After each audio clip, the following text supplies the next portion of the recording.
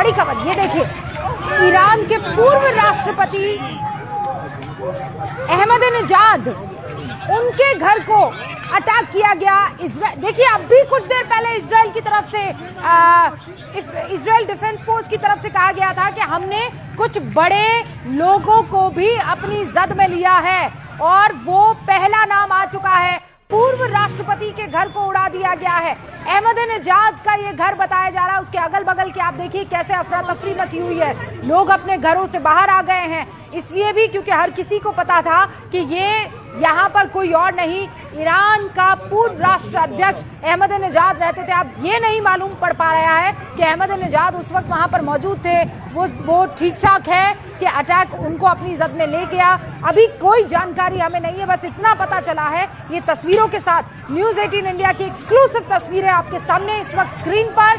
दर्शकों को बता दूं कि जब इजराइल ने अटैक किया तो वो बड़े प्रिसिशन के साथ उन इलाकों में अटैक किया जहां पर रक्षा मंत्रालय है, उस इलाके में अटैक किया जहां पर खुफिया हेडक्वार्टर है, उस इलाके में जो कि खैमनेई का पूरा निवास है, और वहां भी जहां पूर्व राष्ट्रपति अहमदीनेजाद का घर बताया जा रहा है। कर्नल दानवीर, सिर्फ यही नहीं कि इजराइल अभी अटैक हुआ है, नाउ एवरीबॉडी स्टॉप, या फिर हमें खबरें अभी आ नहीं रही है, लगातार ये गिव एंड टेक हो रहा है? नहीं, ये कोई मतलब ये बिल्कुल एकदम T20 टाइप नहीं चल रहा है कि हर एक गेंद के बाद में चौका लगाया जाए। अभी असेसमेंट होगा पूरा, कहाँ से ये फायरिंग हुई है, कैसे हुई है, ईरान ने क्या क्या रिसोर्सेज का इस्तेमाल किया है, बहुत सारी इंटेलिजेंस गैदर हुई होगी इस दौरान, उसको असेस किया जाएगा, रिकैलिब्रेट किया जाएगा अपना रिस्पांस, और फिर रिस्पांस को दिया जाएगा। तो इसमें समय लगेगा, और इसमें ये ध्यान रहे कि अब्राहम लिंकन जिसकी खूब बात कर रहे थे, ये इंडियन ओशन अरेबियन सी के अंदर है, और दूसरा गेराल्ड फोर्ड जिसकी बड़ी चर्चा हो रही थी कि एक और एयरक्राफ्ट कैरियर वहां पहुंच गया है, तो वो एजीज मिसाइल सिस्टम के साथ में है। वो इजराइल के नज़दीक खड़ा हुआ है, यानी कि मैं इसको वैसे समझा दूं, अब्राहम लिंकन अगर भाला है, तलवार है, तो जो फोर्ड एयरक्राफ्ट कैरियर आया है, जो उसके साथ में पूरा फ्लोटिला आया है, वो एजीज मिसाइल सिस्टम के साथ है, वो ढाल है। तो बेसिकली ये बहुत लंबी रणनीति के साथ में ये पूरा खेल खेला जा रहा है, ये लड़ाई अनफोल्ड हो रही है। ये ऐसे अचानक से हुई वाली लड़ाई नहीं है। और वो जो मैं आपको कह रहा था कि ये एनालिसिस करने के बाद में अभी रिस्पॉन्स आएगा, रिस्पॉन्स बिल्कुल आएगा। अच्छा, अब ये जान लीजिए आप, ये दर्शकों के लिए है, न्यूज़ 18 इंडिया के तमाम दर्शक, अगर आपके जानने वाले एयर इंडिया का इस्तेमाल करके थ्रू एयर इंडिया इन इलाकों में जा रहे हैं, तो ज़रा अपने प्लान को रीशेड्यूल कर दीजिए, क्योंकि अबू धाबी, दमाम सऊदी अरब का, दोहा कतर में जो है, यूएई का दुबई, जिद्दा सऊदी अरब का, मस्कत ओमान का, और रियाद सऊदी अरब का, और टेल अवीव इजराइल का, यहाँ पर उड़ानों को रद्द कर दिया गया है एयर इंडिया की तरफ से। तमाम जो फ्लाइट्स थी उनकी कैंसिल कर दी गई है। शैलेंद्र का रुख कर लेते हैं। शैलेंद्र, इस वक्त हिंदुस्तान से इस इलाके में रुक करने वाली एयर इंडिया की फ्लाइट्स, आई थिंक सिर्फ एयर इंडिया नहीं, बाकी सारी फ्लाइट्स भी, अब मुझे लगता है खबर आएगी फ्लाइट्स कैंसिल कर दी, क्योंकि एयर स्पेस तो बंद हो ही गया है। बिल्कुल, देखिए मल्टीपल कंट्रीज अपने एयर स्पेस बंद कर दिया है, जिसके चलते ये फ्लाइट्स पर इम्पैक्ट होना ही था। ऐसे में जो कंट्रीज जिनका आपने जिक्र किया, वहां पर बहुत से हजारों की तादाद में लोग ट्रैवल करते हैं to and fro in countries से। तो ऐसे में ये एक जरूर इंफॉर्मेशन जो आपने शेयर अभी की है। लेकिन एक अपडेट आपको दे दूं, अब से कुछ देर पहले ट्रंप ने वॉशिंगटन पोस्ट को एक बड़ा स्टेटमेंट दिया है। ट्रंप ने कहा है, all I want is freedom for the people, मैं लोगों की आजादी चाहता हूं। और जब उनसे पूछा गया कि जो आपने एक्शन लिया है, तो उस पर उन्होंने कहा है, प्रेसिडेंट ट्रंप ने कहा है, I want a safe nation and that's what we are going to have, यानी कि एक सुरक्षित देश की वो बात कर रहे हैं। तो कहीं ना कहीं रेजिम चेंज की तरफ फिर एक बार इशारा है। हालांकि जो अगर हम पहले सवाल की तरफ लौटे, तो जाहिर तौर पर इंडियंस जो ट्रैवल करते हैं, जो वहां पर काम करते हैं गल्फ में, उनके लिए एक मुश्किल का समय है, क्योंकि बहुत सी फ्लाइट्स शेड्यूल्ड होती हैं जहां पर उनको ट्रैवल करना होता है। आज माना जा रहा है कि टेल अवीव से भी बहुत सी फ्लाइट्स आज कैंसिल हुई है। रीजन बीइंग वहां पर एयर स्पेस बंद कर दिया गया। है और यही एक और कारण है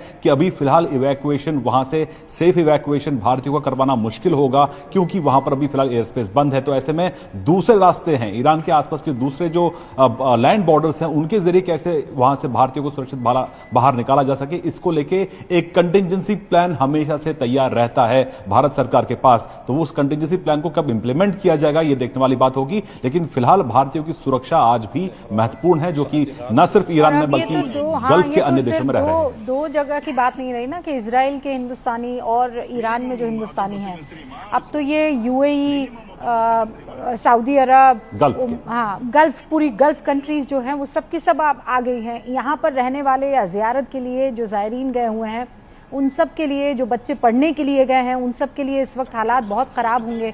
और भारत सरकार पूरी तरह से इन सब के संपर्क में है और संपर्क में जिनके नहीं आ पाई हैं उनसे संपर्क करने की कोशिश में है। ये हम मान कर चल रहे हैं, क्योंकि इससे पहले भी हमने देखा है कि जब जब ऐसी किसी भी सिचुएशन या स्थिति की शुरुआत हुई है, सबसे पहले भारत ने अपने लोगों को वहां से बाहर निकाला है, चाहे कुछ देर के लिए उस इलाके को युद्ध फ्री करके, या उस वो जोन बफरिंग जिसे कहते हैं। खासकर मुझे पता है सुषमा स्वराज के टाइम पर ये चीज हुई थी, कतर में ही मेरे ख्याल से, यमन में हुई है, इराक में हुई है, हमने कंधार में ये ऑपरेशन किया, इजराइल में ये कार्रवाई करी है, और अभी यूक्रेन में भी ये कार्रवाई हुई है। और अभी जैसे आप बात करी थी, मैं पढ़ रहा था कि इवन दुबई में कैजुअल्टी हो चुकी है because of the Iranian strikes. तो ये मामला धीरे धीरे पकड़ रहा है और तेजी पकड़ रहा है। And situation is alive, situation बहुत गंभीर है। और बिल्कुल हमारे जो नागरिक हैं वो तो पूरे मिडिल ईस्ट में फैले हुए हैं, तो उनके लिए तो चिंता का विषय है ही है।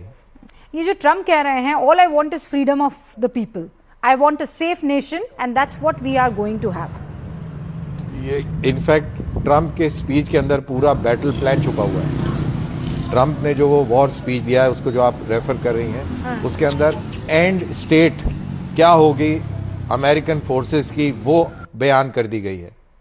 और वो एंड स्टेट है रेजीम चेंज।